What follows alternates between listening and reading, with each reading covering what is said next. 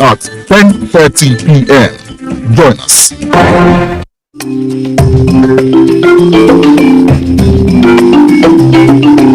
Did you get to see the way telling about the post this? Don't forget to send in your messages.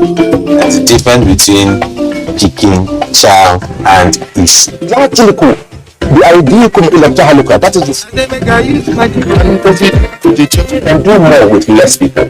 If we have a better way of addressing these issues, taking care of. Congratulations, you were able to sign to move right now from RB Leipzig. You take your time before your work time.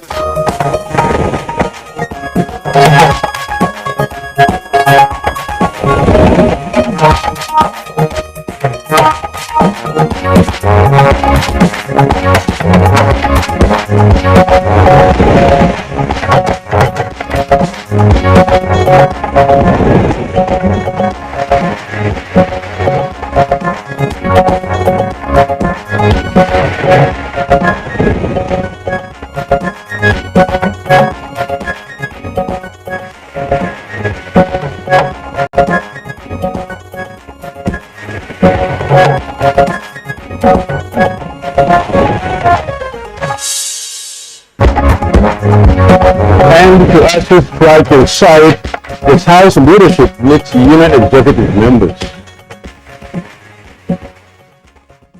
Strike will be called in a matter of days. What we have again with ASUU now is basically to put everything on paper, sign off. I hope this time around, there will not be any attempt by any party or group to create something that will also make us run into anything again. We hope that this will be the final.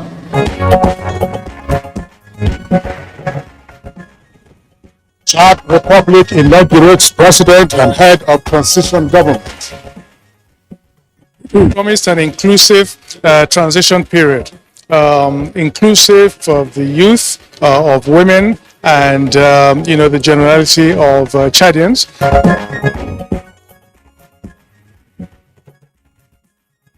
Borno State government to reduce police formations in liberated local government areas.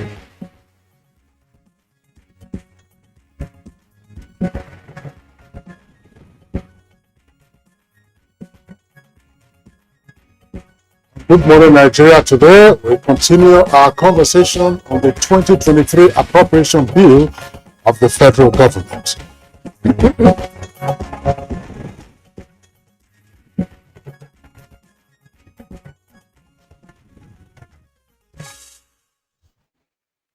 Now, since the presentation of the 2023 appropriation bill of 20.51 trillion naira to the joint session of the National Assembly, Nigerians, including economists, manufacturers, and other stakeholders, have continued to analyze the provisions contained therein.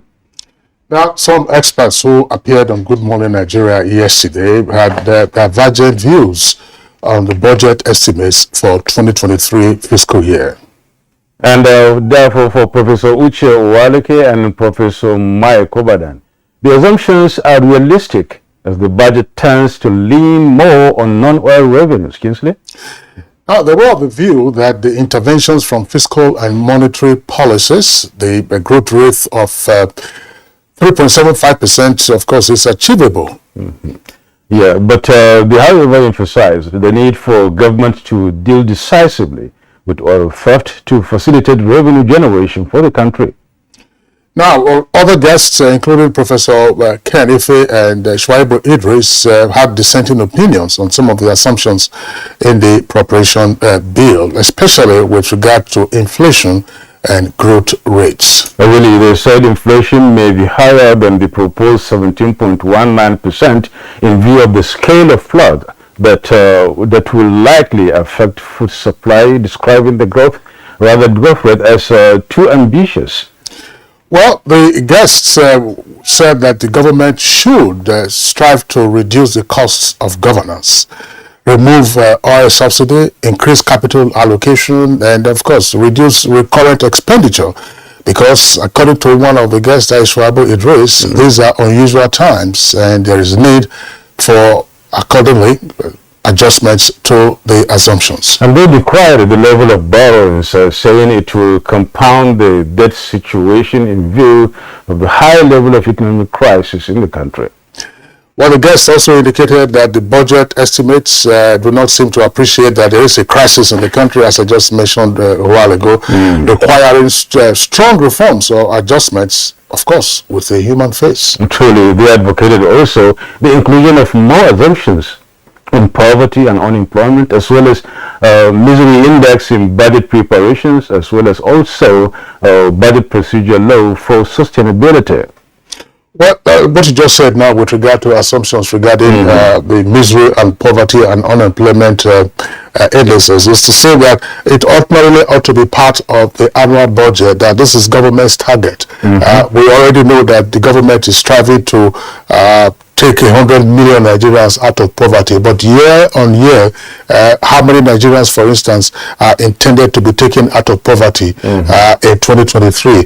How do you intend also to reduce the misery index, and how many jobs do you also intend to create going forward? So, but which areas of the appropriation bill should be looked into critically by the National Assembly, which now, of course, has the bill before it and has to act accordingly to the provisions of the Constitution. So in other words, which of the assumptions should be tinkered with, and what kind of reforms are required to improve the economy, and more particularly in terms of reducing the cost of governance, where should the knife go to? These are some of the issues we intend to be taking a look at, as we'll of course focus on the Appropriation Bill 2023 one more time.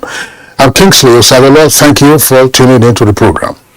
And I'm Yusuf Nadabusun. You're welcome to Good Morning Nigeria, coming to you live on the network service of the NTA. And in line with our tradition, we shall serve our complimentary segments in the course of the program. But for now, here's the morning news with Nordin Abelame. Good morning, Nordin. Good morning, Adabo and Kingsley. Good morning, Nigeria. And here is the news.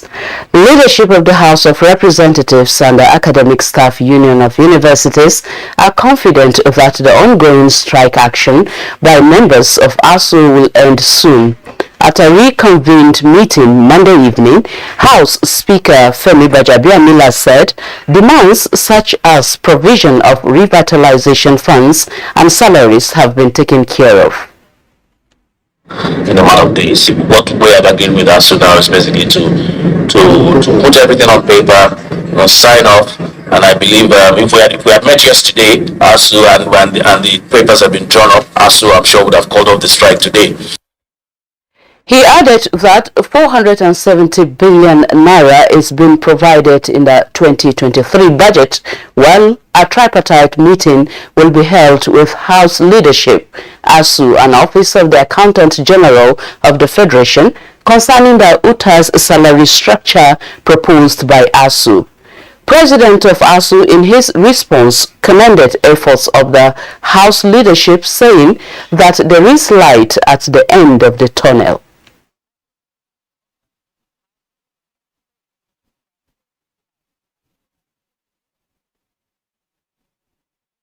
What we have seen today, I think for the first time since this action started, we are seeing a light at the end of the tunnel, because this is the first time we are having a such thing that I hope this time around, there will not be any attempt by any party or group to create something that will also make us run into anything again. We hope that this will be the final.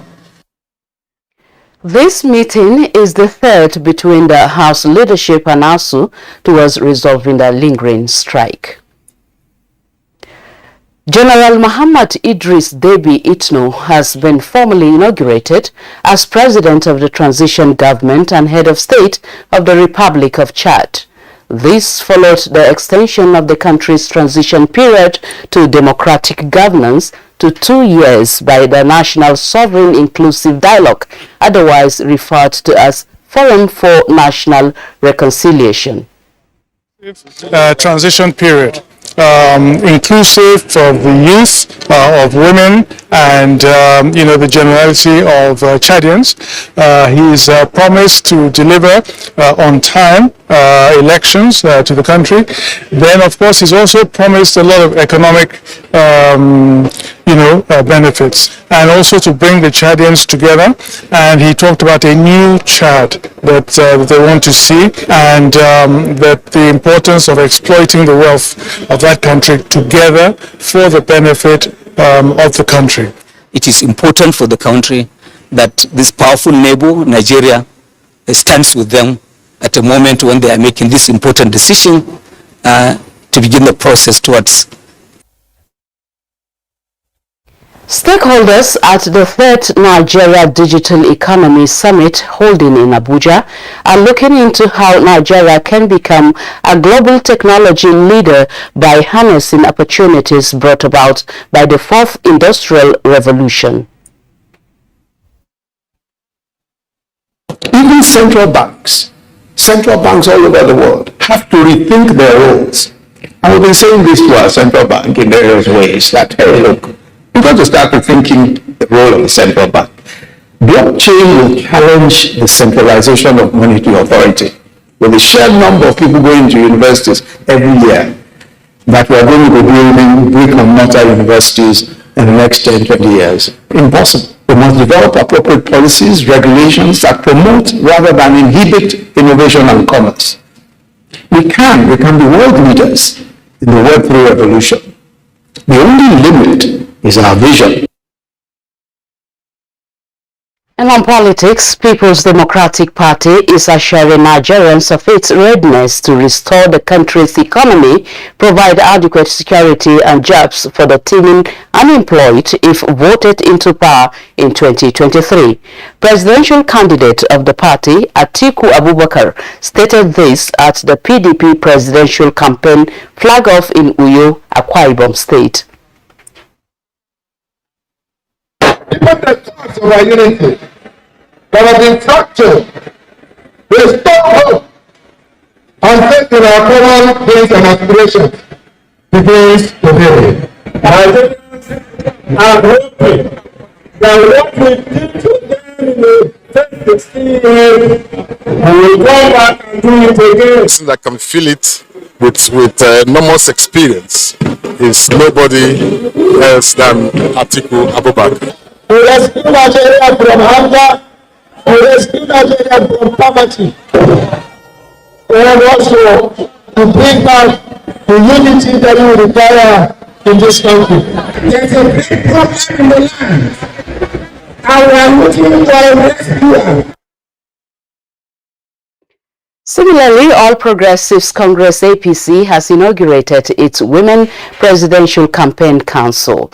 The campaign council, headed by wife of the APC presidential candidate, Senator Remi Tinubu, was inaugurated by President Muhammadu Buhari at the presidential villa.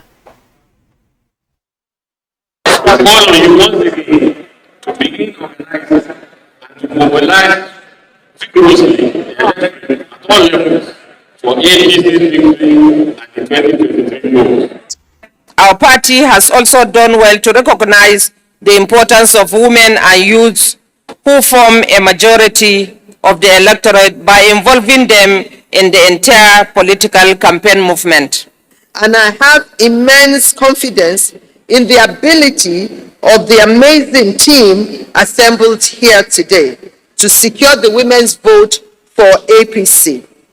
I demand from women a stronger and political spirit of cooperation and understanding in our engagements. You would realize that women make up more than 50% of the voting population for that election.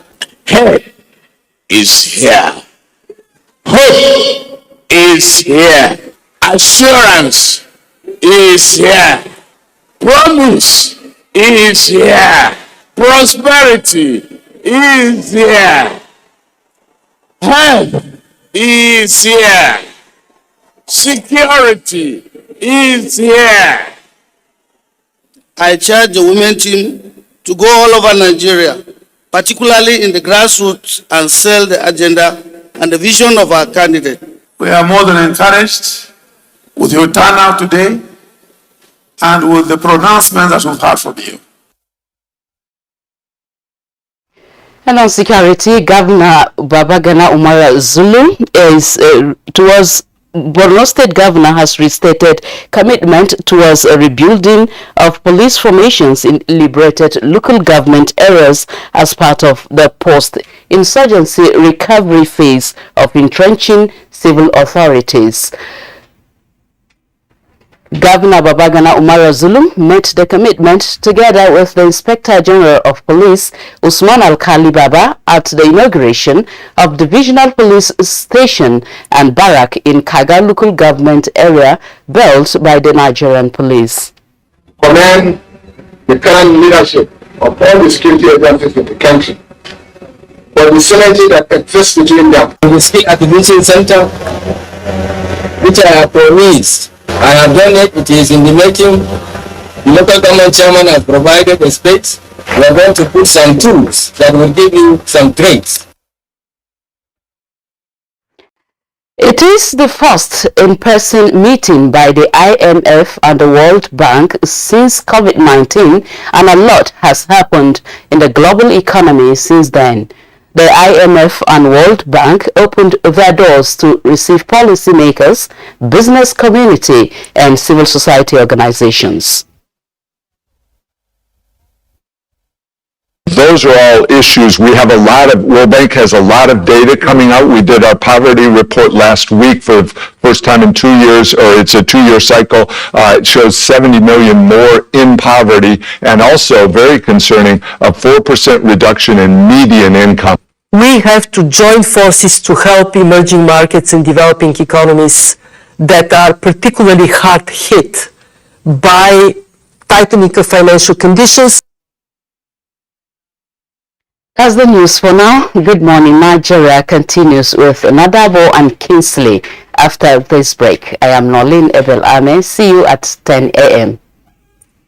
My son has always dreamt of being in the spotlight. That's why I give him Bonvita for everyday vitality that gives him the strength to pursue his dreams.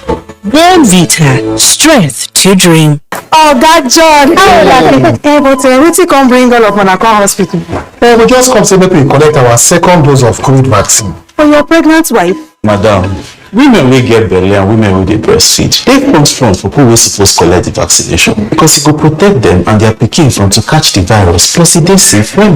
That are the reason why me say if I carry my lovely wife come, so that no she forget bed, that protection join. It be like say our turn don reach. Madam Naija, make you follow me road. Try collect the vaccine because it will protect your pikin from COVID-19. Plus all your family members and your neighbors say. That Oga Sabi road o. Shey you no go follow Umo road. My name is Dr. Chinonso Egemba. Then they call me Aproko Doctor. The COVID-19 vaccine na ogbonge way to take protect you and your family from wahala, sickness and death from COVID-19. To get your own free COVID-19 vaccine, sharply go any healthcare facility wey near you.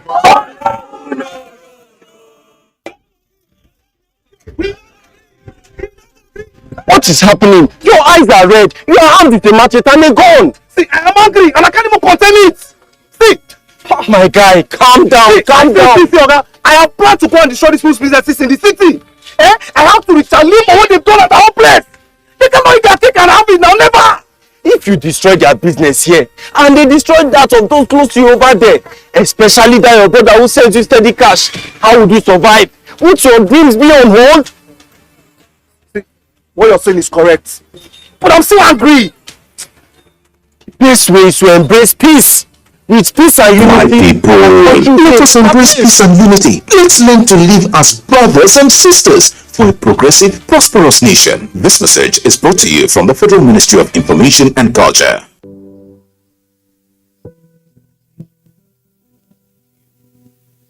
Well, the housing solution we have developed is a multifaceted one.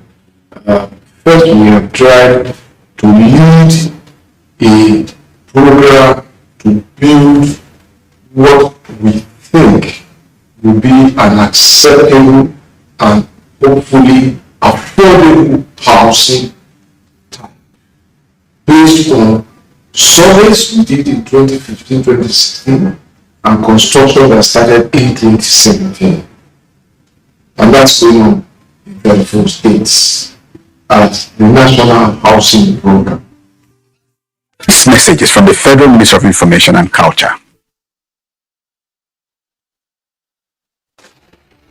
As the 2023 elections draw near, remember, evil prospers when good men and women only wish for peace, but never take a step to make peaceful elections happen. Are you a father? Are you a mother? What are you saying to your children as the elections approach? Have you warned them not to let themselves be used to cause violence? Have you explained to them what the consequences of electoral violence might be? Do your part to make peaceful elections happen. Talk to your children. Protect them from unscrupulous politicians who want to put them in harm's way, while their own children are comfortable at home, within and outside the country. Let's join hands to make 2023 elections peaceful. This message is from the National Orientation Agency, NOAA. The counsel of our fathers. I believe we have fought one civil war too many in this country. So those who experience it will run away from it. Nigerian youth, let's build our nation together.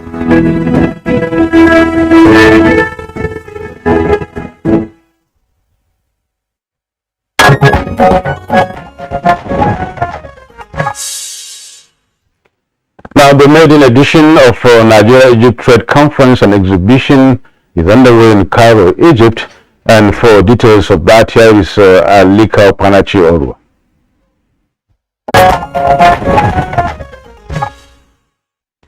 The two-day conference is jointly organized by the Nigeria-Egypt Cultural and Socio-Economic Forum in collaboration with the Embassy of Nigeria in Cairo and Egyptian African Businessmen Association under the auspices of the government of Egypt. The conference will bring together government ministers, governors, ambassadors from Nigeria and Egypt, along with over 300 delegates, visitors, and exhibitors. 5 or 6 fintech unicorns in Africa. Every state in Nigeria has some unique competitive advantage that offers any investor opportunity to succeed. Nigeria-Egypt Trade Conference and Exhibition 2022 is meeting under the theme For Africa by Africa, exploring the African Continental Free Trade Area after. Meanwhile, transportation costs in Abuja and its suburb have increased as the current scarcity of premium motor spirits, popularly known as petrol, in filling stations persists. This is as black marketers continue to have a field day selling fuels as high as 4,000 for 10 liters in front of major filling stations with long queues of vehicles and no petrol to dispense. A recent look across Abuja shows that transporters have hiked their fares by as much as 50%, and there are few vehicles, thus leaving many commuters stranded. With business news, Alika Opanachi, Arua. Thank you very much, Alika Opanachi Arua, for the business package. Coming up next, newspaper review.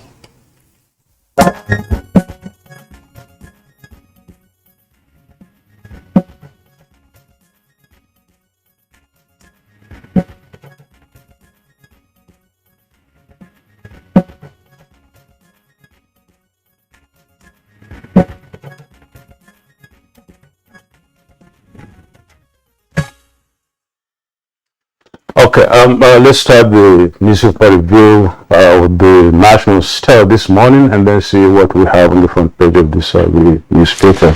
Okay, you have I have the Nigerian Tribune. Okay, and then you also have one of them notification. Yeah. Let's begin by taking a look at the window page of the Nigerian Tribune, which is fairly busy this morning. Yeah. Above the name flag, you have the following headlines: Transfer your support for me to Tinubu. Buhari tells women. APC inaugurates Women Campaign Council. That's on page 46. Vessel conveying stolen crude oil to Ghana set ablaze in Delta. That's page 52. And then below the nameplate, ASUU optimistic says there is light at the end of the tunnel. Buhari to address no work, no pay. That's according to Budgetary, Speaker of the House. We have agreed that between now and tomorrow, which is today, we're going to get some documentation signed that we can take to our members, and we will do that as quickly as possible. From what we have seen today, for the first time since our action started, we are seeing light at the end of the tunnel, and that's on page 2. Buhari to confer national honors on Lawan, Ariwola, Okonjo Iweala, 443 other Nigerians and foreigners today. Wike backs award for infrastructure delivery. While Lagos-Ibadan train stopped 4 times in transit, according to Nigerian Railway Corporation. Details on page 4. The reason, of course, is that the rail tracks have been vandalized. That's why the Lagos-Ibadan train service stopped 4 times. The tracks have been vandalized. PDP ready to rescue Nigeria from hunger, poverty, and insecurity. That's according to Atiku. Says party lifted Nigeria from bottom to top. APC brought woes. We are waiting for Wike and others to join us. That's according to Ayu. Fire guts Kogi Assembly Complex. Okay, the National Star is our next paper to review. The front page. If you can, we have the National Star, please.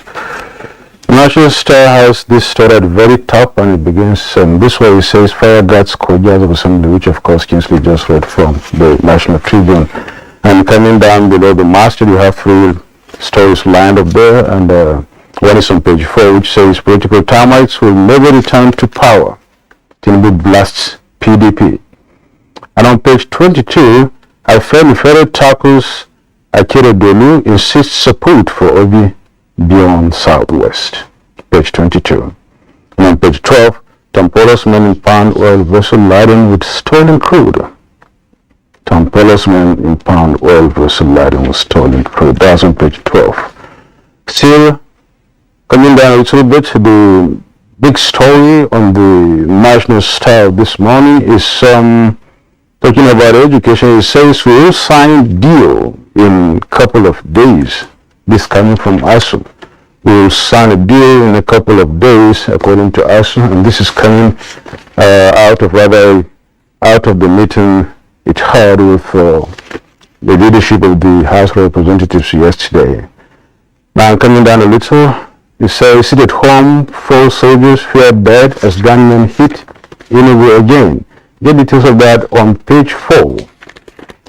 Moving down a little, on that very photo story which showed the flag of the PDP campaign for 2023 elections, we have this story that says, Nigerians not interested in our quarrel. Ayu tells Wike.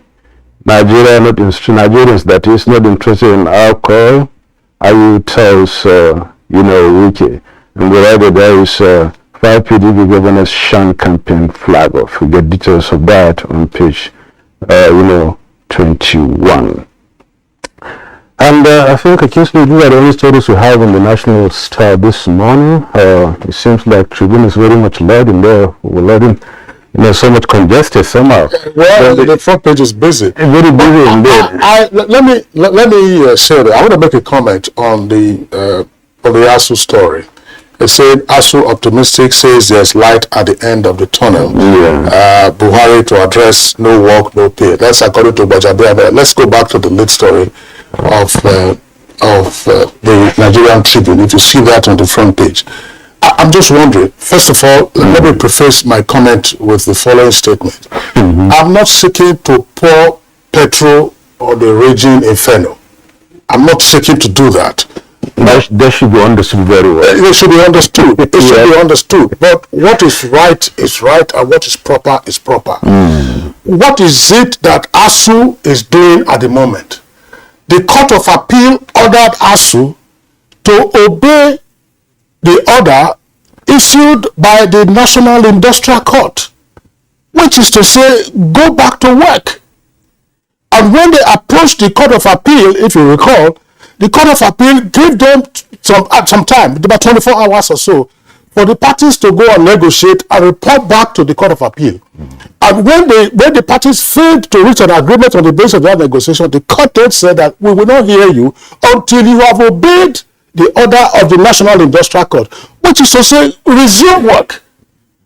If the court of the National Industrial Court says resume work, the Court of Appeal says resume work. What are you still doing without talking about negotiation? You resume your work and you can continue your negotiations. Are you now saying that it is on the basis of the subsequent negotiations that you will not resume work in defiance of the court order? I don't understand it.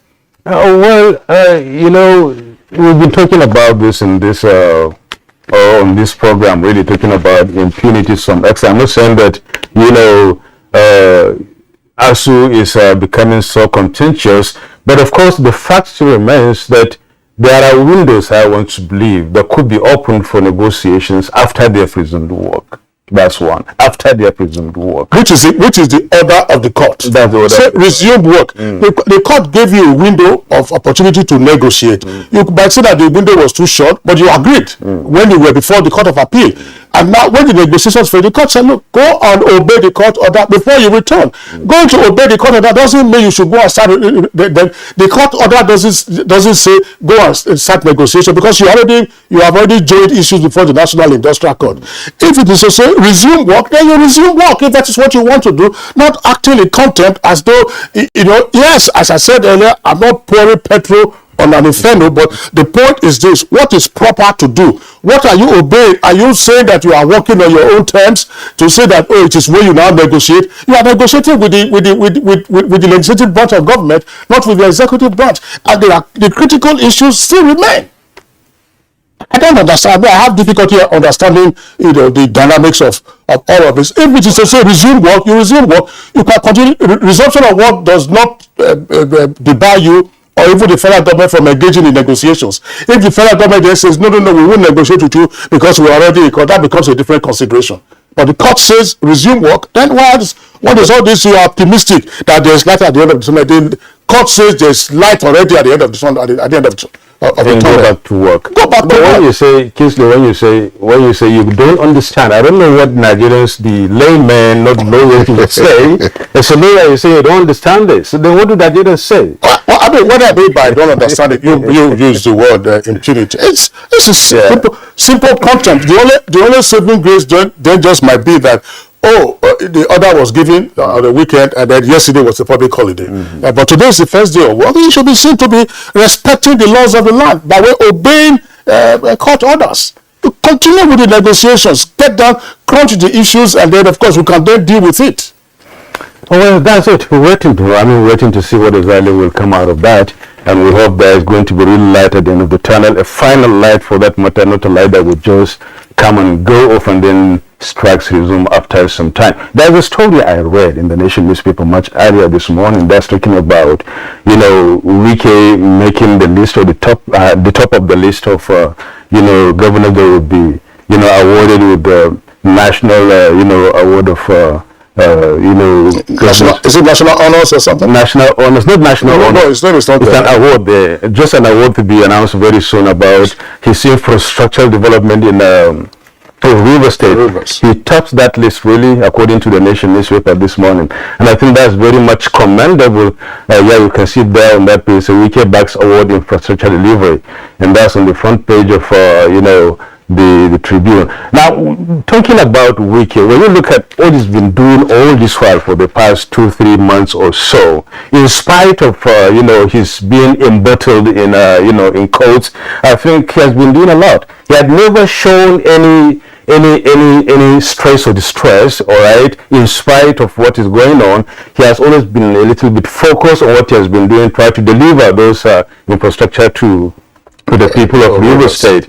On the average, I was told he is somewhat, you know, sort of constructed really 12 flyovers, 12 of them, all right, all through. That's to decongest and Port Harcourt and some other areas that needed decongestion in Rivers State. I think that's a big kudos to the governor of Rivers State. I think he deserves that. Yeah, no question. I mean, we see him every time on television, on live TV, commissioning projects or inaugurating one other developmental activity that his government has undertaken. It's been focused on delivering infrastructure, particularly roads. To be honest with you, I mean, Port Harcourt, that used to be called the Garden City, fell into a great deal of disrepair.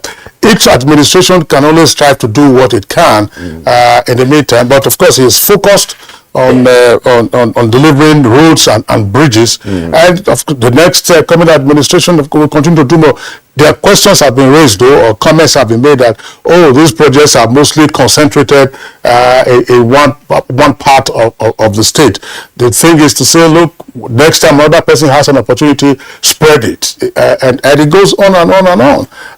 The other thing that I'm not comfortable about, and I had cause to raise this on Good Morning Nigeria in the past. So when we talk about roads and roads and roads and roads, fantastic.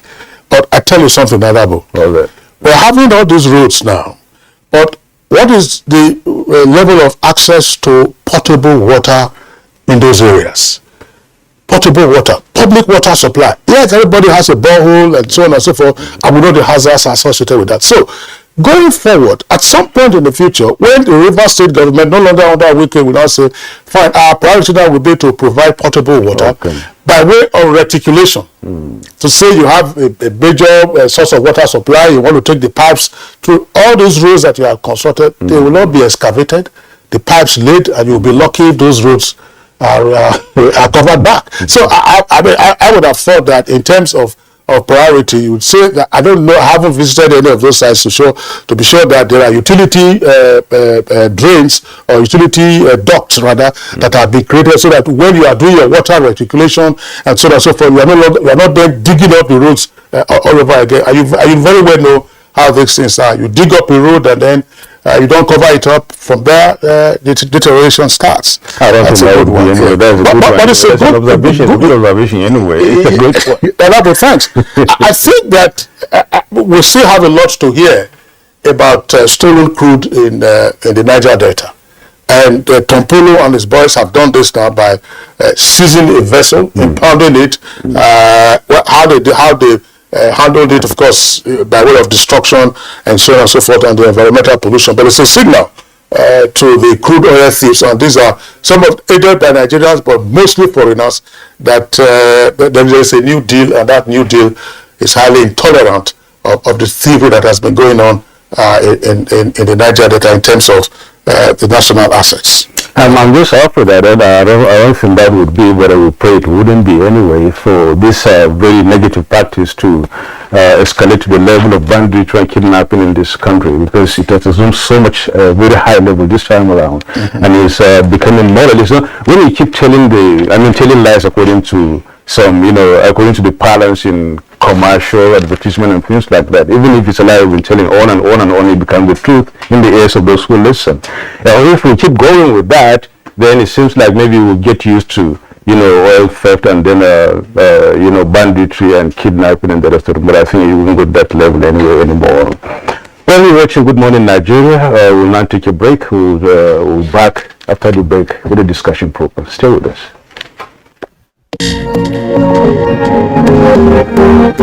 Don't just wake up your child.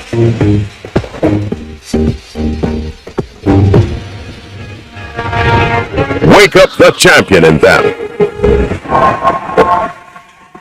Give them energy to help them win every day with Milo at breakfast. Milo Active Go and the natural goodness of malt, milk, and cocoa helps wake up the champion in your child. Milo!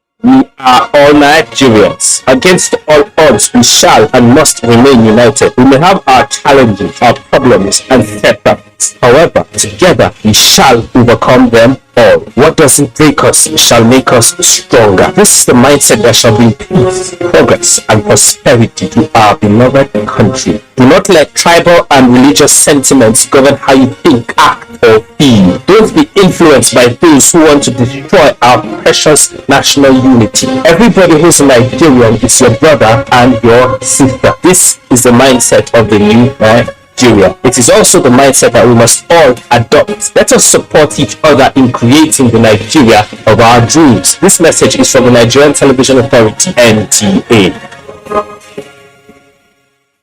Our pastors, our imams, in every church, in every mosque, please realize that in the course of praying for peaceful and transparent elections, we all have duties beyond prayers.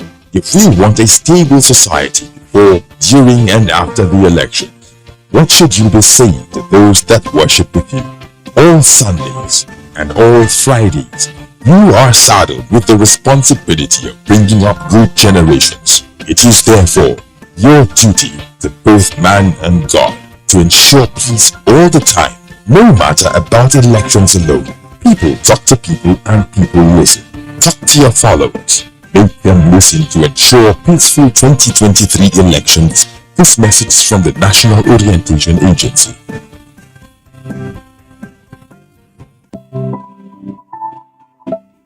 The center is purposely established in order to provide these services that are examinations, medical examinations and investigations that were not provided for in Kano as well as the entire Northwest region.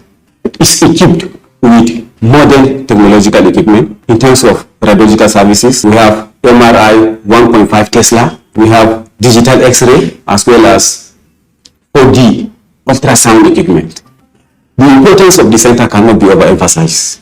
Just within 1 year, the center attended to thousands and numerous patients as well as medical examinations. NKDC is established in order also to provide these healthcare facilities as a discounted price. This message is from the Federal Ministry of Information and Culture. Dialogue, empathy, love, and unity. These are vital components of nation building. For all to be well, we appeal that we should refrain from volatile, provocative, inciting messages and language. Let's build and not destroy.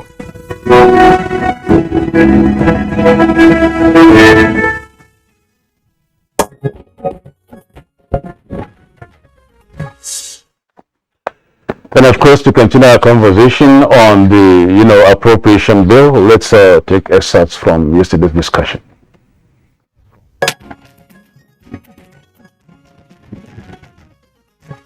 I think the benchmarks are realistic because I've read some arguments, saying that they're not. I think they're largely, are. If you take the oil price benchmark, for example, $70 per barrel, and you consider the trend in the oil price, you consider projections by international energy agencies, you would come to the conclusion that $70 per barrel is realistic. What need to be done will be implement strategies and measures to resolve the issue of oil theft very quickly, such that more revenue, naira revenue for government and foreign exchange to strengthen the external reserve position and the naira will be obtained. There's also the need for us to look at how else we can manage down the expenditure, because I don't know how quickly the report about consolidation of these other NDAs to reduce cost and a lot of cost of governance, because that will also reduce the impact on the budget. And then of course you have the revenue mobilization and revenue strategic revenue initiatives being followed by the Ministry of Finance. Very, very commendable. We need to have more traction on that. Till now, the government has lacked the political will, the courage and indeed the determination to implement, that gospel report by Steve Orosanya and his team. And I believe it will be good if Mr. President could please give us that as his parting gift.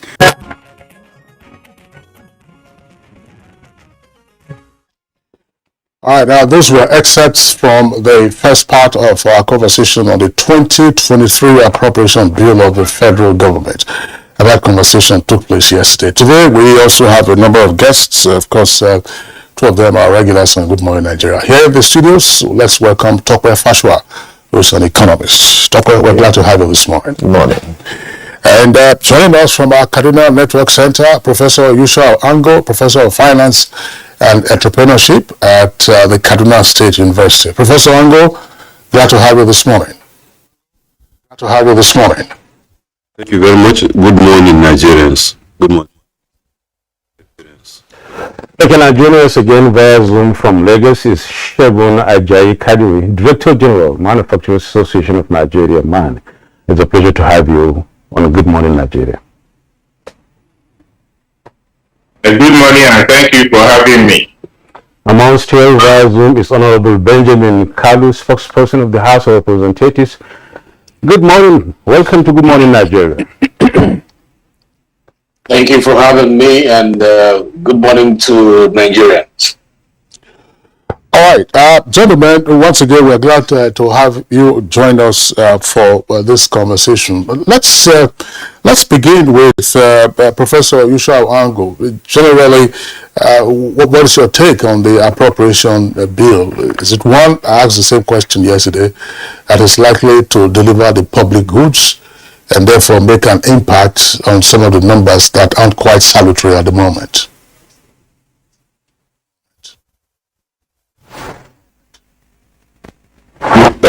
I was opportune to watch yesterday's program, and I agree substantially with much of what the panelists said, but I want to say specifically that what I saw in the budget presented, the proposal presented, is a tradition first that we must be happy that we are consistent in ensuring that budgets are presented such that the January-December period will be respected, which is what has been achieved of recent.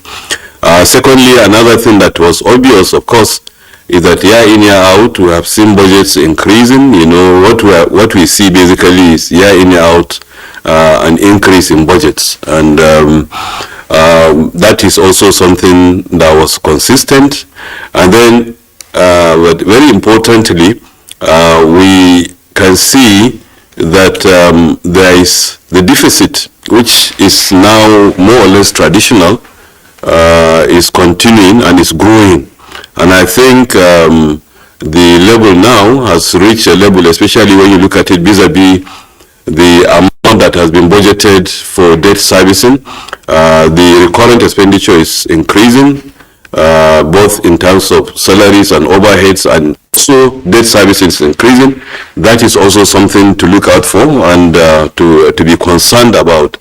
And then, of course, because it's a year which is the last presentation by Mr. President, administration, perhaps there is not much growth in terms of capital expenditure. Perhaps what they are trying to do is to conclude on what they have started already. That is also clear. Now, in terms of assumptions and things that have been made, preparatory to the budget, I substantially believe that they were reasonable. The assumption, especially pertaining to the benchmark price, is reasonable. Now, the assumption pertaining to the quantum of daily production of petroleum has been discussed yesterday. Of oil has been discussed yesterday, and I noticed, unlike most other projections, it's a lower figure now instead of 1.8 that was projected last year. Maybe because of what has been achieved, which was, as Mr. President said, was 1.3 or thereabout on the average. So what we are projecting now is 1.8. 1.69 million barrels per day. Given what I have seen in terms of what you have discussed just earlier in this program, perhaps if we can reduce the number or the volume of theft, perhaps that can be achieved. So that is also realistic.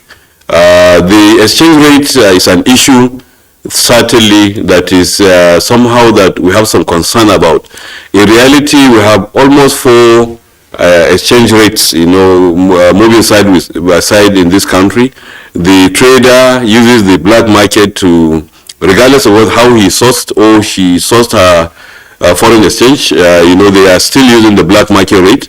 Then there is the official rate, there are the exporters, window and all that. So in that respect, I think, even though the price of 435 or thereabout as against 410, which was projected last year, appears to be more realistic, but then there is some work to be done in that aspect. So basically, what I saw in terms of assumptions that were made now as a foundation for the budget were reasonable. They were reasonable. My only concern, sincerely, is the volume of debt servicing relative to, because as we are increasing the debt sometimes, then there will be need for debt servicing, and debt servicing grew, based on this projection by a huge percentage.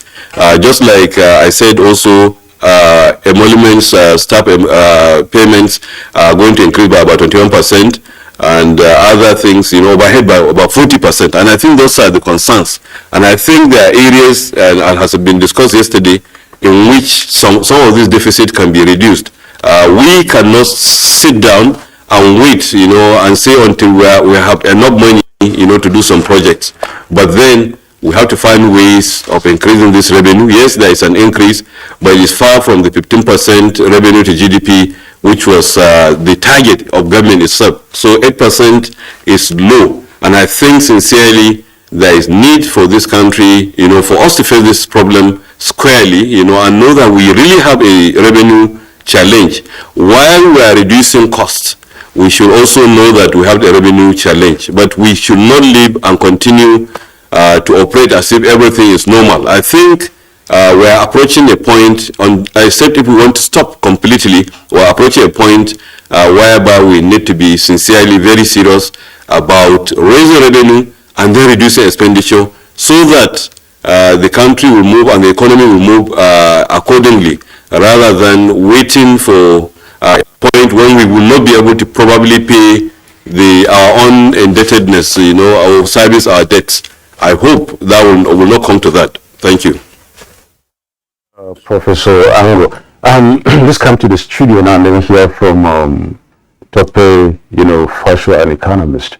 Tope, the president has presented the appropriation bill to the National Assembly. At least you must have heard and read about this so much, I believe, as an economist. And of course, I don't know whether you have really watched our conversation yesterday. And no matter what, in any case, we really want to have your assessment of this budget vis-a-vis what we are going through now. I'm talking about the implementation of the 2022 budget, which is heading towards a close by December. And what is in the offing is being worked out. There are so many consensus being put forth by our panelists yesterday, and of course, Professor, I'm going to refresh our minds on this. Thank you very much. The professor had said quite a lot of things around the budget. Essentially, the government is continuing along the lines of, you see a general pattern around their conception of what the budget should look like. But I must say that this time around, they're doing something remarkable, because for the first time, our budget is getting to the $40 billion level. Now, this one is $47 billion as proposed. One of my issues, which I've always written about and spoken about, is the fact that our budget per capita is one of the lowest in the world. If you look at this $47 billion, is about $220 per person. This $220 is what will be spent on everything: your security, education, agriculture, health, infrastructure per person. If you move around Africa, Angola, you'd see about $2,800. Algeria, you'd see about $1,900. I'm not really cutting you short. You continue for sure from where you stopped. Yeah. So I want us to be using the Naira. The reason why this is important is that, you know, at the end of the day, a dollar is a dollar, and at the end of the day, you know, it's always very important to do this analysis, because sometimes you may be living in an illusion. So the budget looks humongous, and people say, "Oh, why are you budgeting 20 trillion?" You know, but the point is, you have to look at the dollar terms. Because again, the country, we are very largely import intensive. A lot of what we need for security, for everything, will have to be brought from abroad. So I just wanted to note that, as much as many people will criticize the budget, I think that the government is thinking in terms of the humanity, the humanistic perspective of the budget, to say, what exactly are we giving our people? So aside from that, then you now begin to look at the issue of deficits and what have you. One other remarkable thing is this, which I tried to point out to the minister when they first did the initial MTEF reading some months back. When the singular assumption of our budgets has always been around crude oil. And we say we want to move away from crude oil, we want to diversify the economy. So why are we still making that the sole assumption? So the sole assumption of our budget is we want to produce 1.6 million barrels of crude oil a day, and want to sell at $70 a day, and this is the exchange rate. How significant is that petroleum sector to the economy? In fact, with the kind of reductions we've been seeing in production, perhaps that sector would have shrunk to about 13% or less of the economy. Why is it then driving the entire economy? I would have wanted a scenario where you can make assumptions for, you know, government revenue across the board, including the petroleum sector, not singularly the petroleum sector. Noting the fact that, according to NTA, only 30% of that petroleum revenue comes to Nigeria. In fact, I told the minister then, you know, even though of course things are very difficult to change in government, but the idea is that when you put up that kind of assumption, you don't blame an average Nigerian who brings out a calculator and says, oh, 1.6 million per day times 70 times 365. See the amount of money Nigeria is making, and that is the discussion on the streets. That's the reason why many Nigerians are angry. But the point is, apart from the fact that we're not making that 1.6 million, we're probably making $1 million a day, okay, now, but only 30% comes to Nigeria. So why would you not make a third assumption if you must talk about crude oil and say, having made this assumption, only 30% is coming to Nigeria, you know, and then, you know, but everything falls to pieces from that point on. People say, no, we're making so much money from crude oil, we are making this level of deficit budgeting and all of that. And in terms of revenue, the government will always say that we have a revenue problem. I say, well, you know, there's a way they want to tunnel everybody into that perspective. The point is, we have a revenue problem. We have an expenditure problem. When you talk about maybe the Oversight report, which the president said will now be looked at in detail. However, I see a scenario where every government tries to run away from that. And so we're talking about this again at the tail end of this administration. Will the next administration be strong enough to implement it? And, you know, but can we do it in a way that people don't have to lose jobs? Can we move people around? I personally feel, okay, as an economist, that we have many opportunities to employ people in this country, even in the public sector. I'll give you one or two examples. Number one, in the security services, all right, in intelligence gathering, the police, even the army. We need more boots on ground. The Chief of Defense Staff, General Leo Irabo, said about 2 weeks ago that Nigeria had 137 unmanned borders. Now, it's either you're putting boots on ground, or everybody is general. It's going to be very expensive to maintain such a structure, but it needs to be done. Boots on ground, people gathering intelligence, securing the country. Most of the countries we go to abroad that we come back and say, oh, it's a wonderful country there, those are police states. You can't make a move without somebody checking you. It doesn't have to wear uniform. In a place like Dubai, many of the taxi drivers are CID men. You may not know. You may misbehave, they drive you straight to the police station. And that's why you can't do anything. Under 24 hours, they get you. The educational sector, we have 20 million children on the streets according to UNESCO. For me, I see an opportunity, teaching jobs, I see opportunity for construction of classrooms en masse in this country. I see opportunity for a social sector, a social services sector. The other time I was watching a documentary in the United States about the foster care system.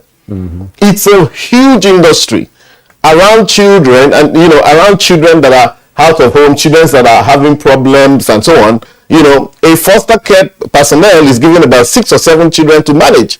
We have 7. So look, what the world does, what I've seen the world do, is to organize themselves around the peculiar challenges that face them. That's what Nigeria has refused to do, and that's what we must do. So for me, I'd say that give or take some of, if we can go after the inefficiencies and reduce and kind of increase what they call value for money in our economy, especially in public spending, give or take, if we can do that, this budget is not a very particularly bad budget. If we can ensure that we get more value for money, if we can ensure that there's government efficiency in spending, I say that the budget is not a bad one, and we're moving in a certain trajectory that's looking at the humanity of our budget, rather than saying, some people say, cut down the budget. Look, if we had ×5 of this budget, we will still be tending towards development.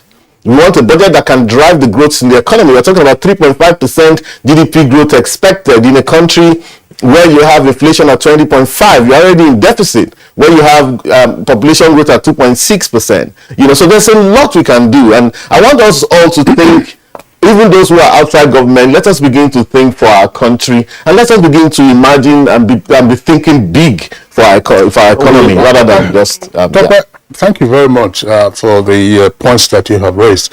Just before we bring in the Director General of the Manufacturers Association of Nigeria, perhaps you should note this as well. When you were saying that the per capita value of our budget is around about $200 or so for each Nigerian, you were looking at the size of the appropriation bill for the federal government. We have 36 states in the country, and we also have 774 local governments. You have 36 states, and you also have the Federal Capital Territory.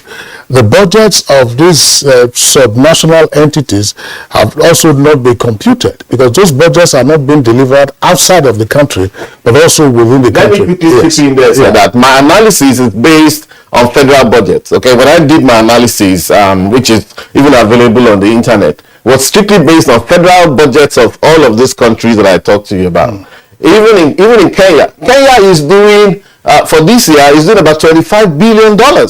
So that's why sometimes, of course, you can stretch the argument to purchasing power parity from one country to another and so on. And indeed, a dollar in Nigeria goes further even than it goes in Ghana, than it goes in Benin Republic. That's funny, which is a different analysis that we should also conduct to say exactly what are our advantages. People buy Indomie from here and take to Ghana. There's an arbitrage you get from there. Cigarettes and even alcohol is perhaps the cheapest in Nigeria. And that dovetails into our revenue. Every time the Federal Ministry of Finance says, listen, let us increase excise duties on cigarettes and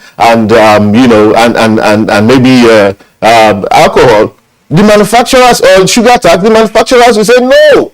So the point now is this: we are holding down revenue. Okay, but we should also understand what our advantage is. But what the analysis I've made is strictly on federal. And of course, all of those countries I mentioned, they have county budgets, they have local government, they have state budgets as well. That's fine. That is fine. But I mean, the counter view would then be that federal budgets are not exclusive to federal citizens. Federal budgets, yes, federal budgets are for everybody.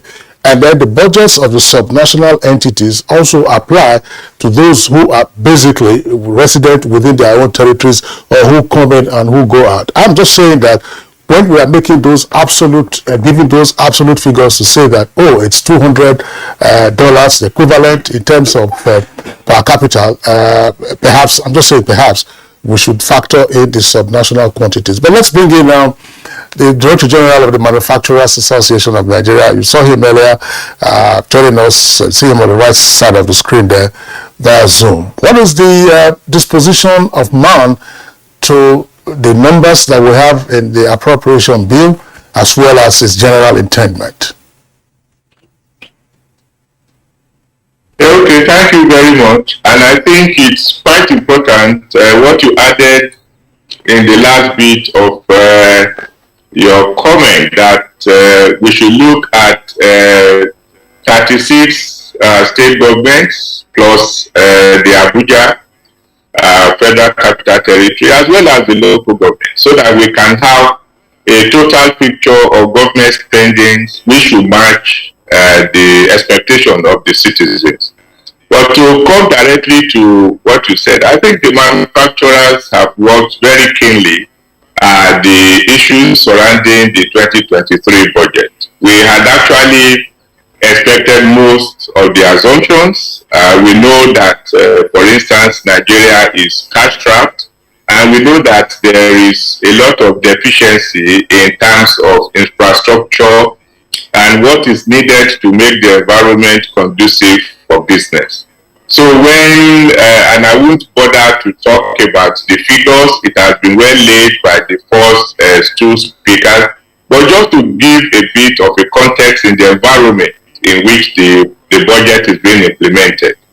I think we are coming from a background of a 3.54 growth rate of the GDP, and then we look at a possibility of scaling up in that regard. And that means that the priority that ought to be given to the productive sector should become something of central importance. In the budget, the president by himself mentioned the issue of the manufacturing sector, which means that government has plans to ensure that all the pain points that manufacturers are confronted with are addressed. And we can relate that very quickly to the spendings that government wants to make. To look forward to a percentage that is less than 7% in terms of what is going to be spent on infrastructure becomes very worrisome. When you see capital budgets coming to levels where they are not up to recurrent expenditure, is traditional, but when the gap widens, one worries whether the sector will be able to have enough support to grow. The capacity utilization, for instance, for manufacturing has remained less than 60%, which means that the environment has continued to limit the capacity of the sector to scale. We look at the budget, being able to arrive at situations where identified and familiar challenges are addressed. So the finance bill for 2022, which the president has promised while giving his speech, that it will be considered simultaneously with the 2023 budget, becomes a very, very, very important factor for us. In the sense that government has said that that they are going to look up to the private sector to ensure that we realize the income that is being expected. What this means is that the sector will be expected to provide income in terms of taxes, fees, and levies. Already, even before the budget is implemented, we are seeing the scale up, and the last speaker did mention it, that manufacturers normally will complain about increase in excise duties, and there is this common attempt to compare us with neighboring countries or with other countries of the world and give indication that we are experiencing the lowest tax rate. But it is usually taken out of context and not considered with all other taxes that are being charged on the manufacturers. For instance, there is a bill before the president about NYSC tax, which is 1% of the net profit of manufacturers. There is also the attempt to link every agency that is being created funding from the private sector.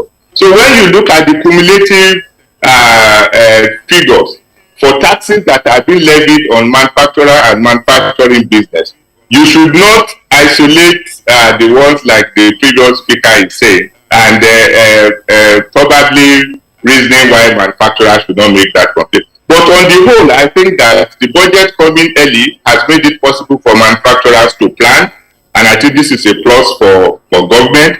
We see that the expected income from oil is quite ambitious, given the fact that insecurity has remained a major concern. But the discovery of illegal refining, I think, has given some hope that government is serious about tackling that major challenge.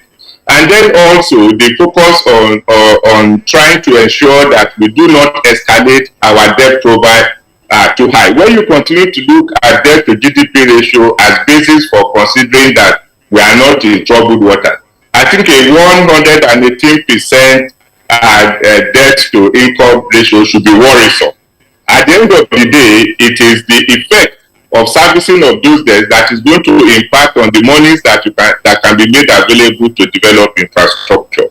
So I think on the whole, the budget is there were really no shocks for us in the manufacturing sector. We had expected that it was going to turn out this way.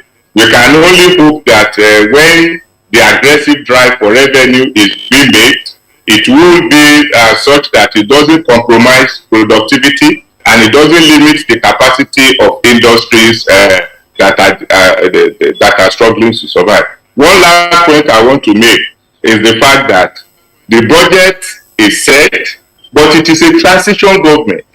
So we should look forward to a situation where we will not have any abrupt changes. So in essence, the government should ensure that the transition period between the time of the election and the handover, that a lot is done to bring the new government abreast of issues, ongoing issues and expectations, so that we will have as much as possible a seamless transition even in our monetary expenditures. Well, thank you so much, Segun Ajayi. Segun Ajayi is the Director General of the Manufacturers Association of Nigeria. Now, he raised some issues here, including, especially those that affect the Manufacturers Association of Nigeria. I'm talking about goods being produced here in Nigeria and, of course, consumed by Nigerians. 7%, of our infrastructure is a bit worrisome for the association, looking at how this, the infrastructure sector normally affects their own, capacity to produce more, which is only at 60%. Now, let's hear the views of, Benjamin Kalu. Honorable Benjamin Kalu is the spokesperson of the House of Representatives. And, of course, you received the president, and, of course, he gave you what he feels is good for Nigeria, talking about what to spend in 2023. And we did the same thing in the past 7 years or even more years as far as democracy is concerned since 1999. But let's just be specific about this. 2022 is just being rounded up, and of course 2023 will be the implementation date for the very document on your table. Now, against the background of the implementation and the performance of 2022 budget and what you've just received, what exactly is therein in this new very document that seems to be a little bit different from what we have in 2022? And what else do you want to do differently to make things better for Nigerians? Not forgetting the fact that Nigerians are still complaining about the fact that 2022 budget is yet to be seen on the table for them. Thank you very much for having me. First of all, I want to commend, like most people there have mentioned, that back to back in a consistent pattern, we have been able to prove those who believe that it was going to be an epileptic intervention by the legislature on this returning the budget to the constitutional calendar for the budget. We have, I want to celebrate the leadership of the Senate and the leadership of the House of Representatives, as well as the executive, in this rancor-free relationship that has projected national objective of nation building first. And the ripple effect of having the budget laid early, pass early, both for the private sector and also for the public sector. Having said that, yes, this budget has been laid. There are expectations in the mind of Nigerians, and we represent Nigerians. And we will not be defending the budget because we are not the ones who presented. But there are things that we're going to be looking out for. One of which will be the parameters that we recommended when the MTEF was moved to us.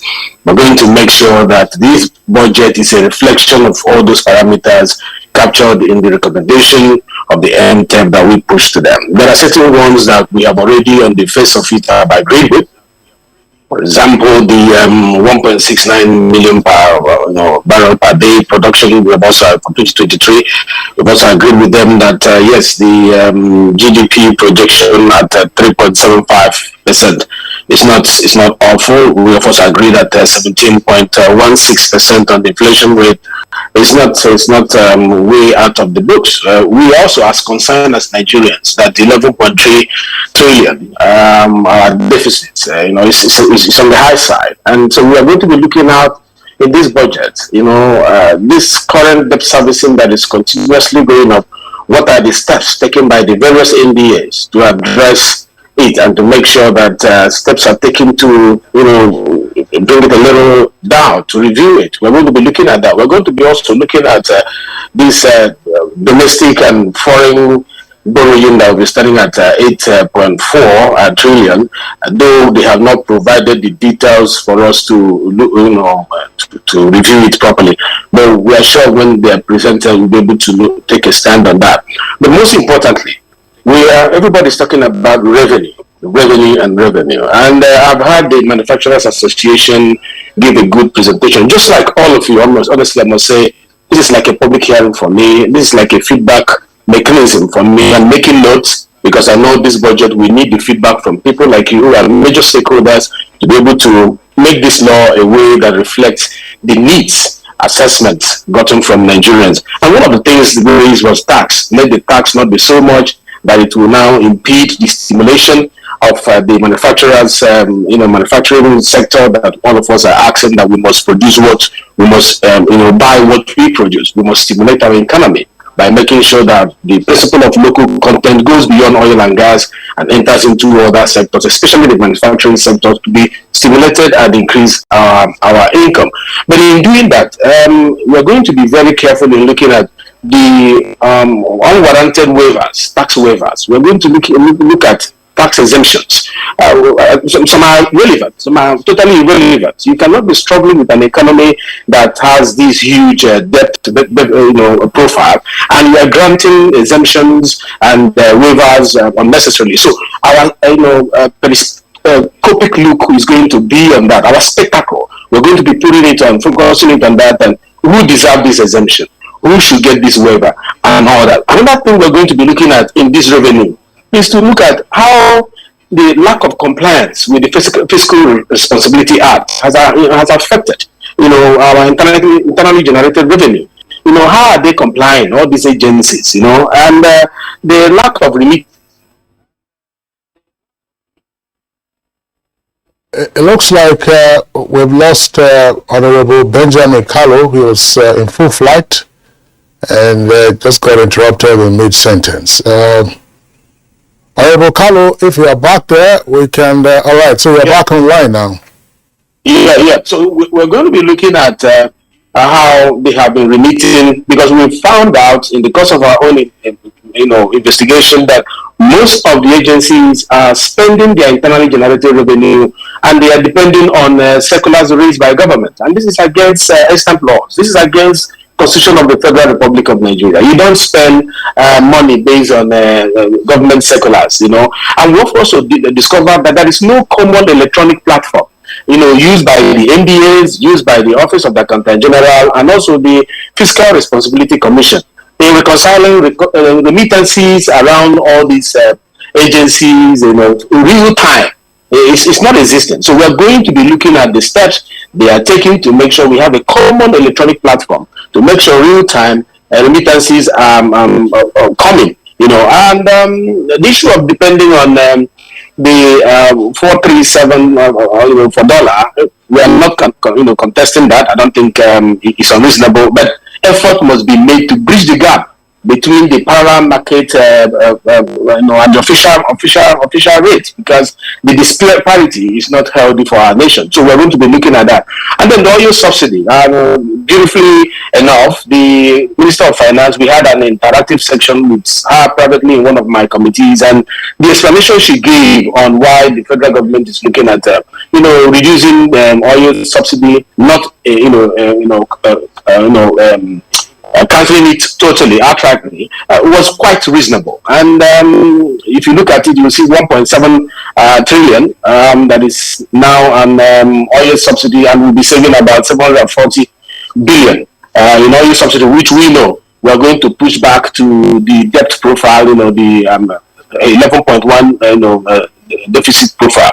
So the question becomes, why are we not cancelling it fully now? And the defense we took from them, which we believe that will work, and we are in agreement with them, is that if you remove oil subsidy, outrightly, you create another monster in the economy. The experts there will tell you the shock will be so much that it will impact on other aspects of the economy. So if it is phased, phase 1, phase 2, phase 3, so it will help the economy to absorb the shock and gradually wave it out. So we're going to be looking at that step, because I know that by June there's going to be a review on this particular oil subsidy. So these are some of the things we are going to be looking at, and a lot of people have celebrated $70 per barrel benchmark, and that it is all good. But for the House, we are thinking differently. We are thinking that it ought to be more than that. We are thinking it should be about 73. With $73 per barrel, because of the factors that are obvious, Russia-Ukraine war that is going on now, the demand for oil and gas, which is on the increase.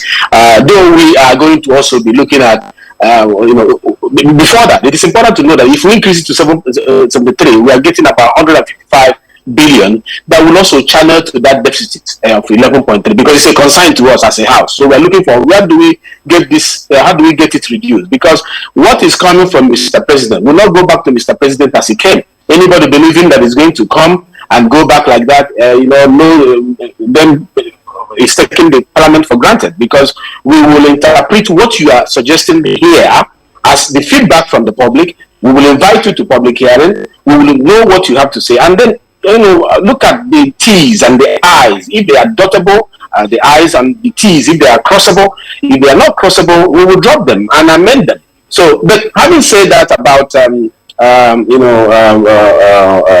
about our oil and gas, it is important to know that the step of the government with the PIA is also a step in the direction that there is a transition from total dependence on oil and gas to alternative sources of energy, and that we are joining the global economy to move away from oil, fossil fuel, to something else. Efforts towards that direction is what we are going to be looking at. What is in this budget that reflects that we are making use of our hydropower, our being close to the Atlantic Ocean? What are we using it with regards to generating our power? What other sources of alternative energy are we embracing? What budget, what amount are we allocating to that? Is it enough? Can we shore it up and not the rest of them? So these are some of the issues that the House is going to be engaged with during our debate. You're going to see it play out in the House. I'm just informing you. But as for the budget, I'm not going to be the one defending the budget. The ball has been passed to us, even though not so 100%. The heads of the NDAs have a role to play. They have to come and justify the numbers that Mr. President has tabled before us. The President has done well, has kept to the calendar, laying it on time. But the NDAs are encouraged to come early, not to delay us. Some of them will now go for trainings overseas and travel. That should be cancelled. And we have asked Mr. President to make sure, as usual, that all the end of the NDAs come early enough to present and just. All right, Honorable Benjamin Carlo, we of course, I think you suffered low bandwidth there. That's why there was a distortion to your audio. You made very valuable points, and we are looking forward to your bandwidth getting back up so that we can come to you. Professor Yusuf Ango, I want to return to you and deal with an aspect that is somewhat controversial, but not fully examined in my view. And that also has to do with the real value that the budget upon its implementation will bring to the economy and then to the citizens. Take a look, for instance, at capital allocation. We know that the capital allocation suffers considerably in relative to recurrent. Full salaries, full pensions are provided for and stabilization. But questions have also been asked about the items under the capital expenditure and whether in fact the legislature takes enough time to scrutinize the items under the capital expenditure. So even if it is 10% or 20% of the size of the budget, fees and so on and so forth, what does that mean to the ordinary Nigerian? And how can we redirect this? Thank you very much. First, I want to remember, I think sincerely he touched on very important things. Among them, most importantly, the issue of waivers. We are concerned, we are very much concerned about waivers. I read somewhere that as much as 6 trillion or so was given or is being proposed for waivers. Now, in the situation we are, these two things, waivers and subsidies, are things that, we need to do something about. We sincerely need to work on them. I know that, like he said, subsidy cannot be touched totally. We know that in reality, we are the cheapest, in terms of petroleum in the world, I believe, because the last I checked, everywhere else was paying much more than we are paying. Now, but I know that it's not easy to completely remove it, to remove the subsidies and all that. Now, but then it needs to be managed, we need to do something about it.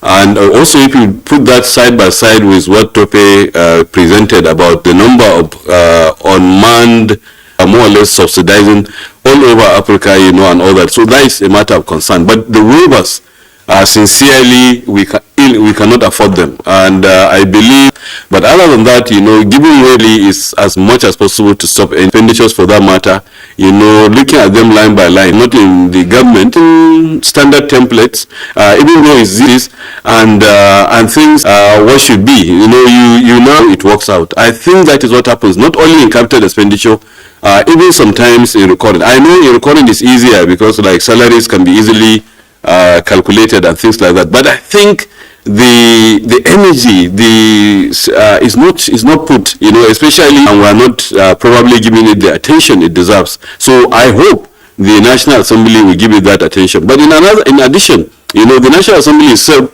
is guilty, pardon and things like that.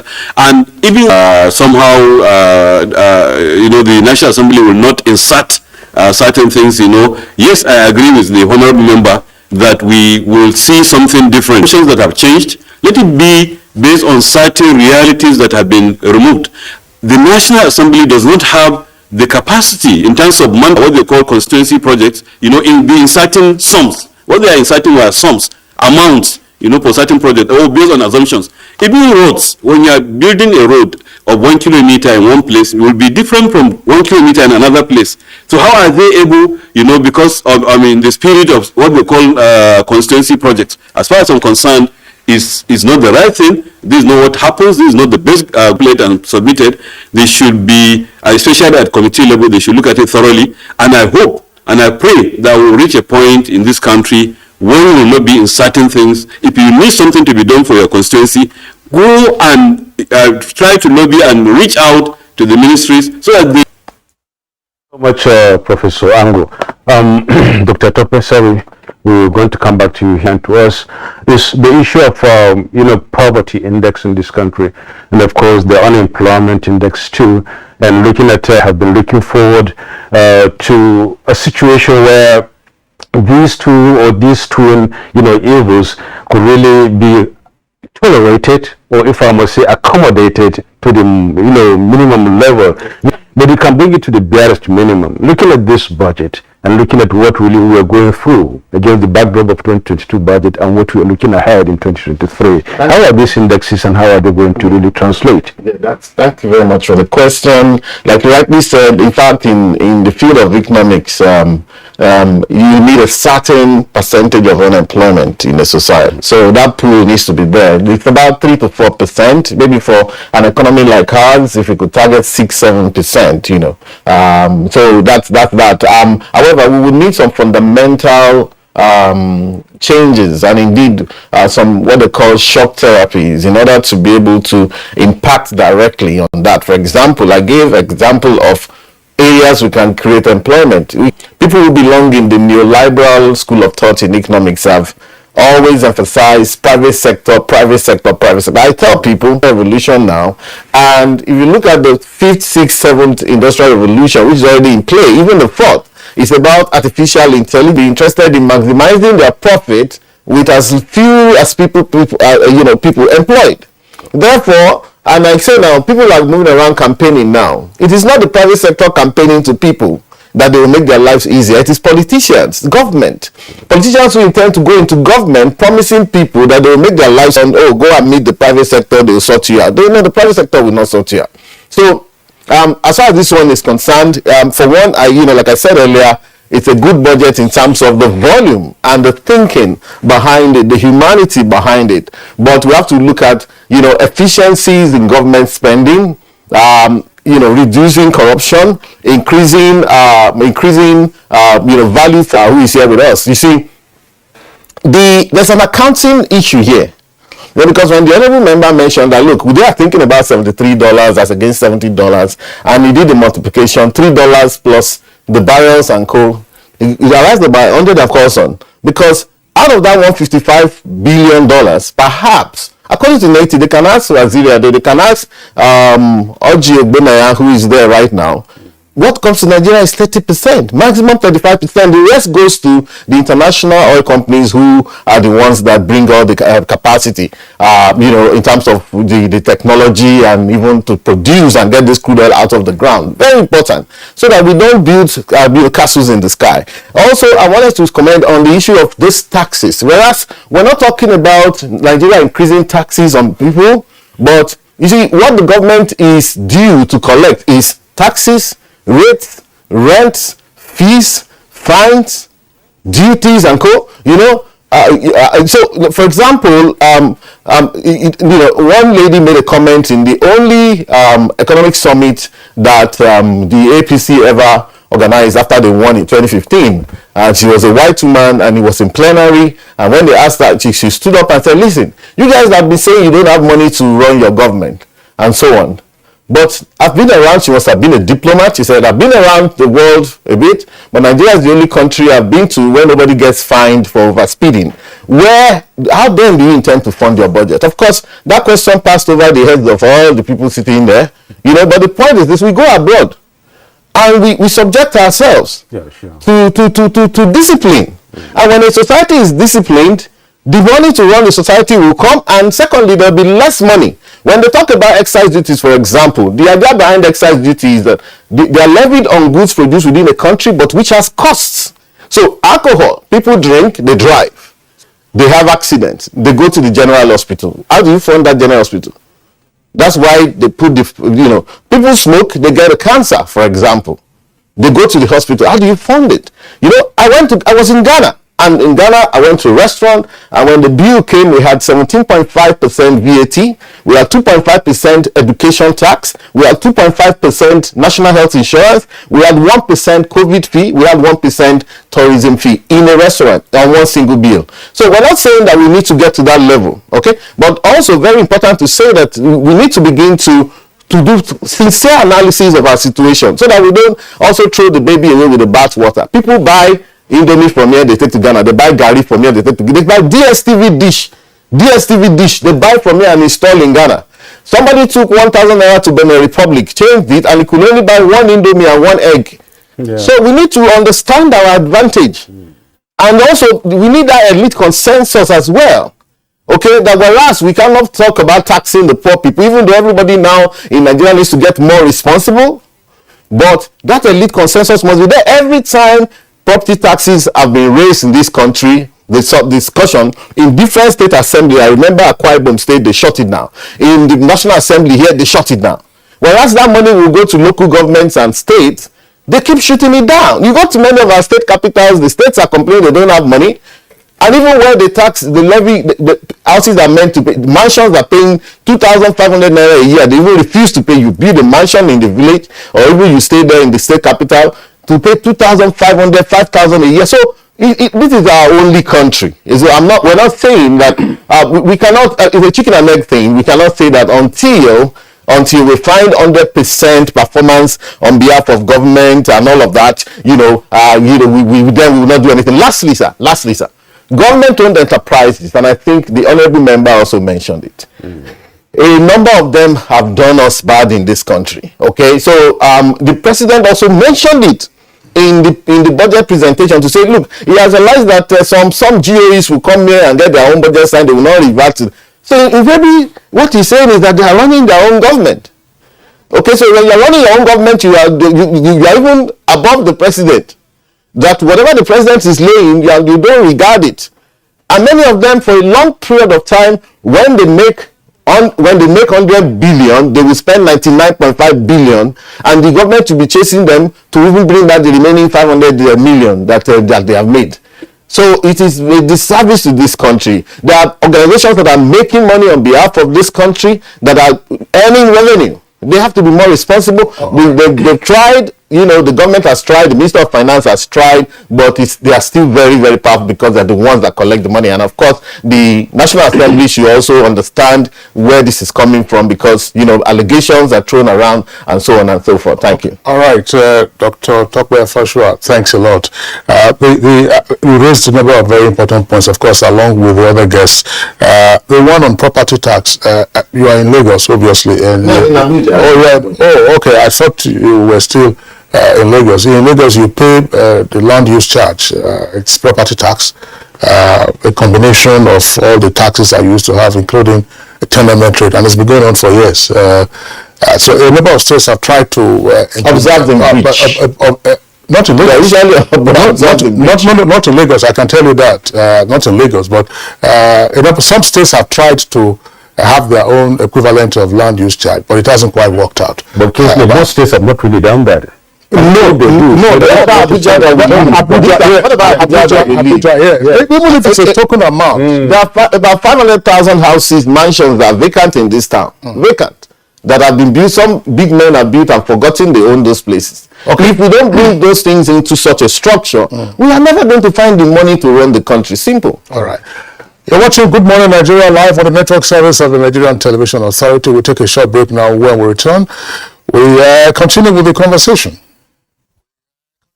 Today, we're here to tell you that while we may not be there yet, our military and other security agencies have succeeded and are succeeding in substantially restoring security across the nation. As far as the daunting security challenges we face are concerned, we can tell you that the worst is over. And never again will terrorists and bandits and their cohorts hold sway in our country. This message is brought to you from the Federal Ministry of Information and Culture. Critical military objectives of total defeats of the terrorists in the Northeast is already been achieved. Synchronized group and air operations have continued to inflict huge casualties on the terrorists, and they have been forcing many of them, including their commanders and emirs, to surrender in droves with members of their families. Whilst areas where terrorists hitherto had just some freedom of actions are being cleared, and socio-economic life is gradually returning to the most parts of the Northeast. As while internal displaced persons are now returning to their ancestral homes to start life all over in dignity under a safe and more secure environment. This message is brought to you from the Federal Ministry of Information and Culture.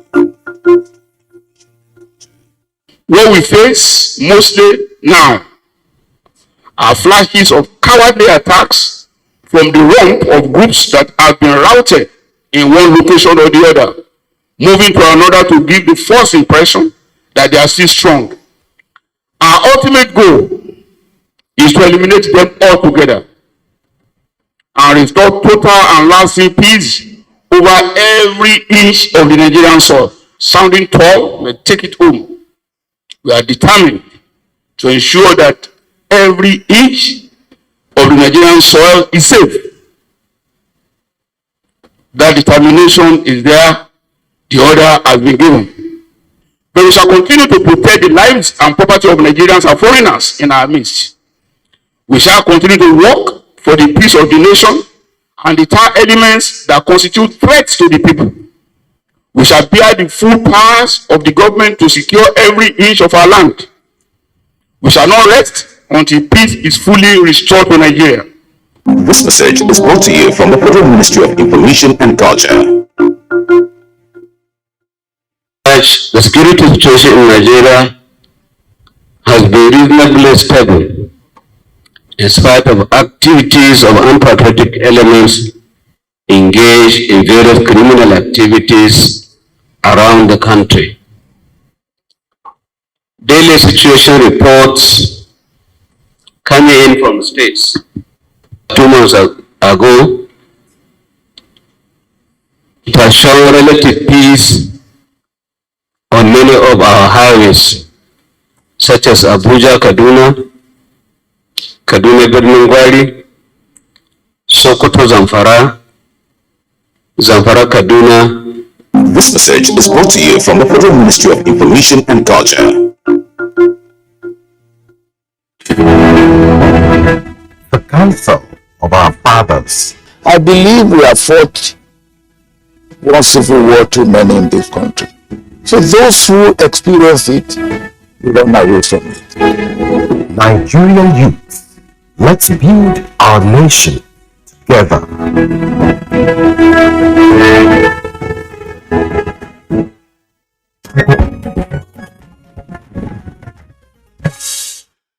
Welcome back, and still good morning, Nigeria, on the network service of the Nigerian Television Authority. Let's go very quickly now to get the comments of Honorable Benjamin Kalu. Honorable Benjamin Kalu, if you are still there with us via Zoom, I raised the issue earlier about the real value of capital projects in the National Appropriation Bill. And ultimately, of course, in the Appropriation Act, that sometimes the items that are found in the Appropriation Act don't necessarily amount to one that will provide the public goods and therefore have a beneficial impact on the citizens. Now, there is also this view that has been highlighted by the ICPC. ICPC, of course, you know, is one of the anti-corruption agencies. In its 2022 budget analysis, Honorable Benjamin, please kindly listen to this. The ICPC says that there are capital insertions outside of the mandate areas of the NDAs. Capital insertions, for instance, street lights for Ministry of Health and all kinds of things. I will cite I'll cite a couple of examples. According to the ICPC, Federal College of Horticulture, Badinkowa, Gombe State, total capital allocation 26.7 billion naira. Now, according to the ICPC, suspected out of mandate allocation 24.5 billion naira.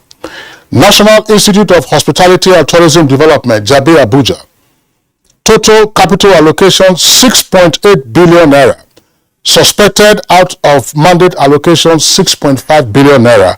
On and on. You have others there, 30 billion out of 31 billion, 30 billion out of mandate allocation. National Lottery Trust Fund, 4.4 billion total capital allocation. Suspected out of mandate allocation 4.3 billion. This is the business of the legislature. Why should this be so?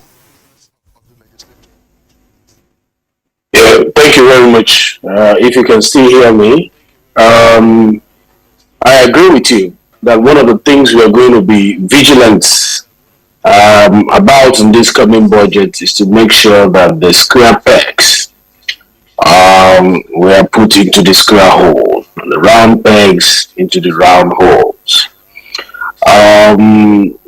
We have observed over the years that most NBAs approach the National Assembly members for their constituency projects and try to see if they can have more funding in their agencies or ministries through these constituency projects that are allocated to the members of the National Assembly. And in so doing, oftentimes they propose these particular projects in agencies that has nothing to do with that particular project.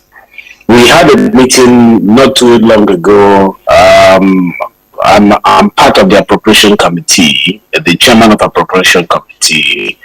The DG budget was there, and also the chairman of ICPC. We had an engagement, and this issue came up. And oftentimes, what is also described as either multiple budget projects or misplacement of projects into various agencies that didn't have the mandate. If you x-ray them, you find out that it is not as described as it is out there in the public space. We have requested for the list of such, like what we just mentioned, we requested for the list of such projects to be tabled before the National Assembly. The chairman of appropriation requested for that from the ICPC, the document you just mentioned now. Our duty is that in the next meeting, even before considering the budget, to go through all those references in the budget to know whether they are actually existing or not, and the reasons behind them. But going forward, this budget is going to be different because we have spoken to ourselves and the various committees to look out for these complaints, because we improve from time to time, and this budget is going to be one of the ones that we're going to exercise this diligent view into placement of project. Not that you don't deserve this project in your constituency or in your state, but it must be carried out by those who have the mandate to do that. So we recognize that such existed, but to the volume that is being described is what we don't know. We want to find out either it is the error from the NDAs or it is an oversight from the Parliament. We will find that out and make sure that there is no repeat going forward. But having given me this opportunity, it's important also for me to address one of the issues raised by one of the professors there about constituency projects. Most people really, attack the issue of constituency project. Where do you build constituency project? Do you build it in the sky? You build constituency projects in the communities where people need it, and where the federal government have not actually impacted on the lives of the people. The federal government is not the cities. It's not Abuja, Lagos, Aba. It's not all the major cities. There are some of us who come from rural areas. I'm from Ben, the federal constituency, and I can tell you that it is only the government of President Buhari that has visited my constituency with federal government projects. And this is the truth. From 1999 till date, no federal government project in my... Well, it seems like we've lost the honorable down there, Benjamin Kalu, spokesperson of the House of Representatives. But all the same, I was even about to chip in, Kingsley, because of time factor. I think there's a good reasons too there. Yeah, but if it comes on, then we get...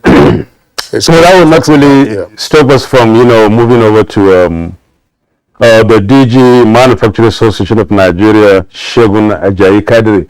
We have very limited time remaining on this program. At least would want to maybe get your closing thoughts, that is, on the issue at stake. You've already mentioned the worrisome aspects of the budget as far as manufacturing is concerned. And of course, the honorable member also said, looking forward or going forward, there must be and there should be, more public hearings on this before they really work it out finally. And I know you're going to be there too. What would you take to the public hearing in maybe 60 seconds or thereabout? Madam, if I may just add, Shegun Kadiri, please take this along before you answer the question. The issue of waivers has been raised. What is the attitude of Manufacturers Association to waivers being granted to just only a few of its members?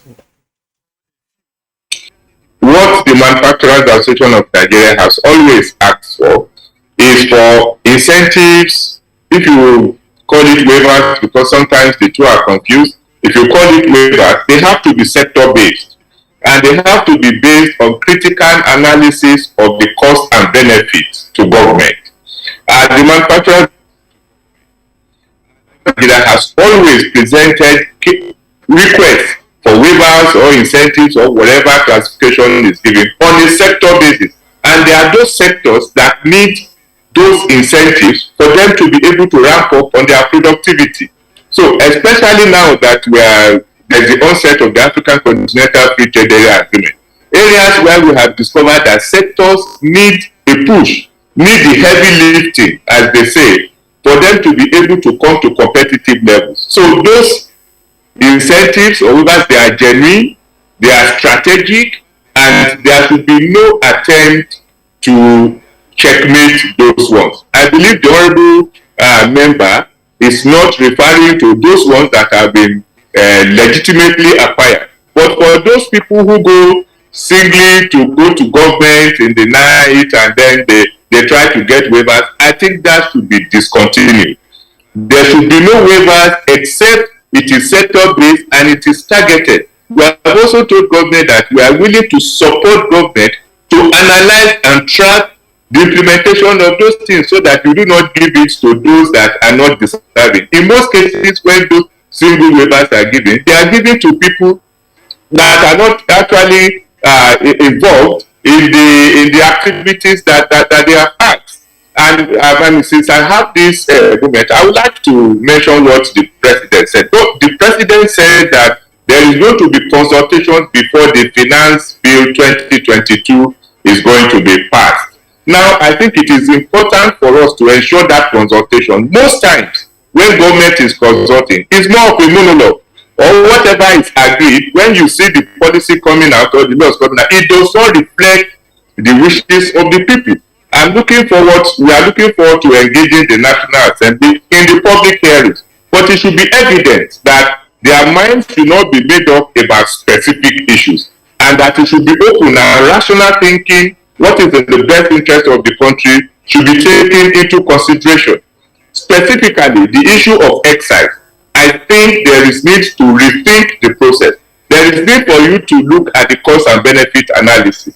When you are looking forward to monies that you may not realize because you are going to kill some industries or because you are going to make them more competitive, these are their foreign counterparts who export into the country and are producing from low-cost environment. All those factors have to be taken into consideration. Also, the influx of counterfeit that may come to replace those products that you have excised out of competitiveness, I think you need to take them into consideration. Lastly, the point I want to make is, in terms of forex allocation, we have consistently indicated, and I'm surprised that I didn't see it in the budget as a major focus for government. Because if the president has said he's going to support the manufacturing sector, there has to be prioritization of allocation of forex to the manufacturing sector. When we produce and export, we bring in our repatriated profit in dollars, and we are paid 430 something, highest about 480. Whereas when we want to buy forex, we go to the bank, we don't get it. We have to go to the we have to go to the parallel market and we source it at 700. So, and we need this to bring in raw materials that are not available locally. So I think there should be a deliberate attempt by government to prioritize this allocation to the productive sector, such that you'll be able to replace the economy, and then all the objectives that the budget has set out to achieve, at least those aspects that has to do with expectations from the private sector can be met. Right, Ajayi Kadiri, thank you very much. Very quickly, we understand we got Honorable Benjamin Kalu back. Honorable Benjamin Kalu, we are pressed for time now. Can you do this in 30 seconds? Your closing thoughts. 30 seconds, please. Thank you very much. I want to say that the word we use as insertions in the budget is not really insertion. It's but we have to appreciate Honorable Benjamin Kalu, spokesperson of the House of Representatives. He was with us via Zoom, and then also via Zoom from Lagos, Segun Ajayi Kadiri, Director General, Manufacturers Association of Nigeria. Thank you for being around. From our Kaduna Network Center, we are joined by Professor Yusha Ango, a professor of finance and entrepreneurship, Kaduna State University, and a regular guest in Good Morning Nigeria. Here in the studios, Dr. Tope Fashua, an economist and also a regular also on Good Morning Nigeria. Thank you for being around. Okay, so that's it for us on Good Morning Nigeria today. Join us tomorrow, same time, for a fresh package, 7 o'clock in the morning. I'm Kingsley Osadolo. And I'm Yusuf Udawusman. Thank you so much for coming along.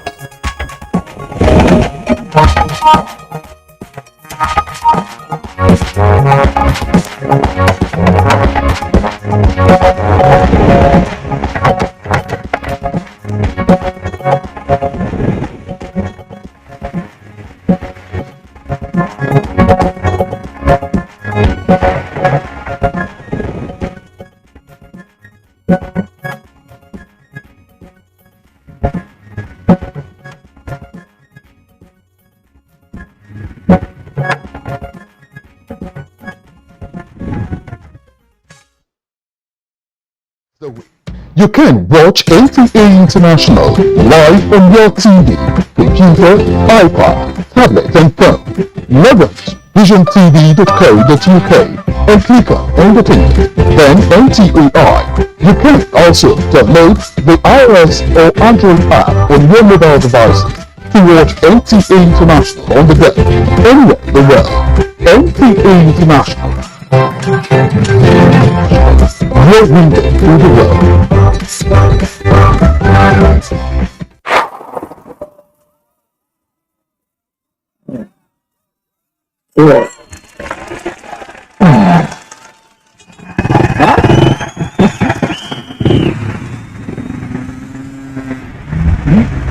Latest entrant, latest technology. Welcome to Intel 4G LTE Advanced and experience super fast internet access today. Visit intel.com.ng or any of our stores in Lagos, Abuja, and Port Harcourt to get started. Intel. Live more.